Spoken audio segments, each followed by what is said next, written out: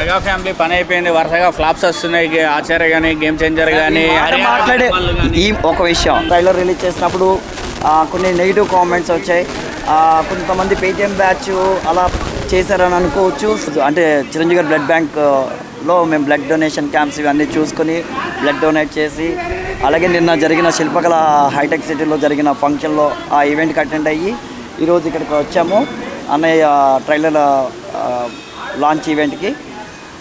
నిజంగా మా విశ్వంబరుడు ఒక్కడే సూర్యుడు, ఒక్కడే చంద్రుడు, ఒక్కడే మెగాస్టార్. ఈ విశ్వానికి ఒక్కడే మెగాస్టార్. ఇంకా మరో మెగాస్టార్ పుట్టాడు, రాడు, లేడు. ఇంకా మనం దానికోసం కళలు కూడా కనాల్సిన పని లేదు. ఎందుకంటే ముందు విశ్వంబర మూవీకి సంబంధించి అప్పుడు ట్రైలర్ రిలీజ్ చేసినప్పుడు కొన్ని నెగిటివ్ కామెంట్స్ వచ్చాయి.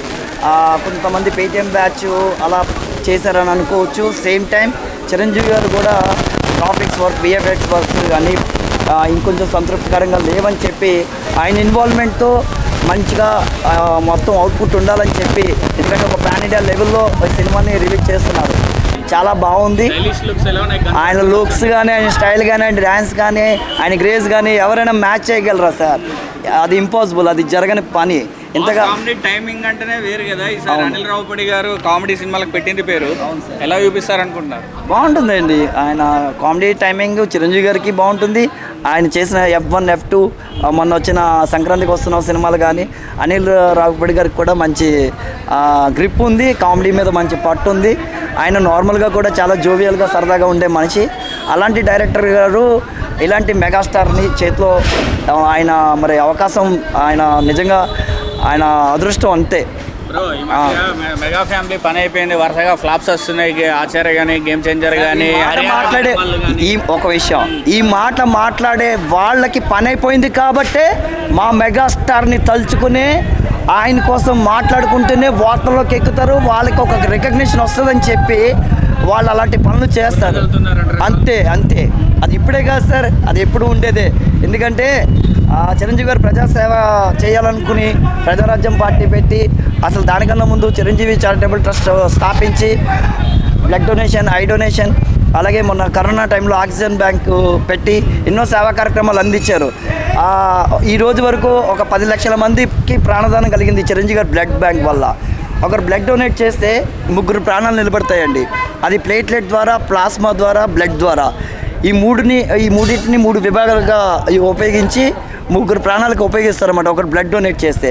అలాంటిది 10 లక్షల మంది ఈ రోజు వరకు చిరంజీవి గారు బ్లడ్ బ్యాంక్ స్థాపించినప్పటి నుంచి ఈ రోజు వరకు 10 లక్షల మంది ప్రాణదానం కలిగింది. ఇంట్లో వాళ్ళకి అవసరమైతేనే ఎవరు ఇవ్వట్లేదండి. కానీ ఒక బ్లడ్ కావాలంటే ఒక చిరంజీవి అభిమానికి ఫోన్ చేయండి, చిరంజీవి గారు బ్లడ్ బ్యాంక్ని సంప్రదించండి, పని అవుతుందనే భరోసాను కల్పించింది చిరంజీవి గారు మాత్రమే. అంటే ఒక అవగాహన తీసుకొచ్చింది, జనాల్లో ఒక సామాజిక బాధ్యతను నేర్పించింది మా చిరంజీవి గారు, మా అన్నయ్య. కాల్ రైడర్స్ చెప్పుకుంటున్నాం మేము.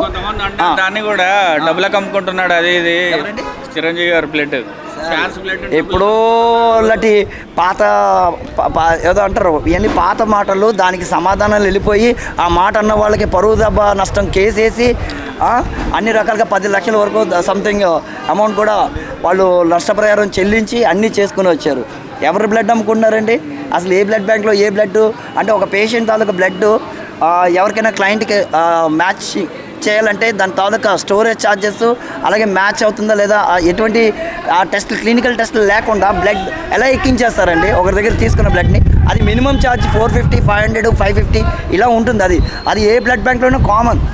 ఒకసారి మీరు రోటరీ క్లబ్ కానీ, ఎన్టీఆర్ బ్లడ్ బ్యాంక్ కానీ, లేకపోతే రెడ్ క్రాస్ కానీ, ఎక్కడ ఏ బ్లడ్ బ్యాంక్ అయినా వెళ్ళండి, ఎవరైనా ఆ మినిమం ఛార్జ్ అనేది వాటి నిమిత్తమే తీసుకుంటారు తప్ప బ్లడ్ అమ్ముకునే వాళ్ళు ఎవరు సార్? సినిమా టికెట్లు బ్లాక్లో అమ్ముకునే వాళ్ళు, ఈ పేటిఎం బ్యాచ్ వాళ్ళు, ఈ రాజకీయ అంటే మమ్మల్ని రాజకీయంగా తొక్కేయాలని చూసిన వాళ్ళు ఇలాంటి ప్రచారాలు చేసి ఆఖరికి బ్లడ్ను కూడా బ్లాక్లో అమ్ముకుంటున్నట్టుగా దుష్ప్రచారం చేసిన దుష్మానుగాళ్ళు అందరూ షెడ్డుకి వెళ్ళిపోయారు.